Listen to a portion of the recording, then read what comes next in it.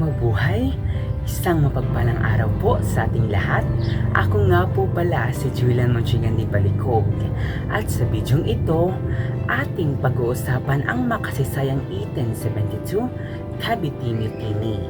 Isang pangyayaring may dalawang magkaibang pananaw. Ang panig ng mga Espanyol at ang panig ng mga Pilipino. Alamin natin kung paano nagbunga ng kamalayan at pagbabago ang trahedyang ito sa ating kasaysayan.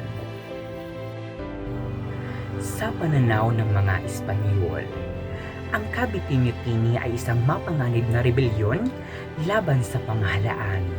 Itinuturing nila itong gawa ng mga manggagawang sundalo at Pilipinong opisyal na tumangging sumunod sa utos ng kolonyal na pamahalaan. Para sa kanila, ito ay patunay na ang mga Pilipino ay hindi pa handang mamuno sa sarili. Ginamit ng mga Espanyol ang pangyayaring ito upang palakasin ang kanilang kapangyarihan at parusahan ang mga kasampot. Kabilang na ang tatlong paring martir na sina Gomez, Burgos at Zamora, mas kilala bilang Gomburza. Ngunit para sa mga Pilipino, ang Cavite Mutiny ay simbolo ng paninindigan at sigaw laban sa walang katarungan. Hindi ito simpleng pag-aalsa, kundi isang tugon sa pang-aabuso at kawalan ng karapatan sa sariling bayan. Ang pagbitay sa mga paring Gomburza ay nagsisilbing mitsa ng pagkakaisa at nasyonalismo. Dito nagsimulang mamulat ang mga Pilipino na ang tunay na kalayaan ay kailangang ipaglaban, hindi basta hinihingi. Ang dalawang panig ng Cavite Mutiny ay nagtuturo sa atin ng isang mahalagang aral. Na sa likod ng kasinungalingan at pang-aapi, laging mananaig ang katotohanan.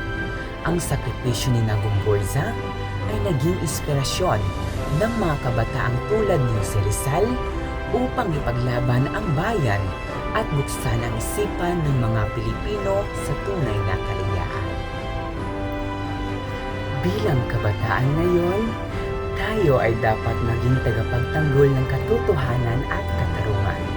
Ang diwa ng Cavite Mutiny ay patuloy na umaalingaw-ngaw, isang paalala na ang bawat Pilipino ay may kakayahang baguhin ang kasaysayan.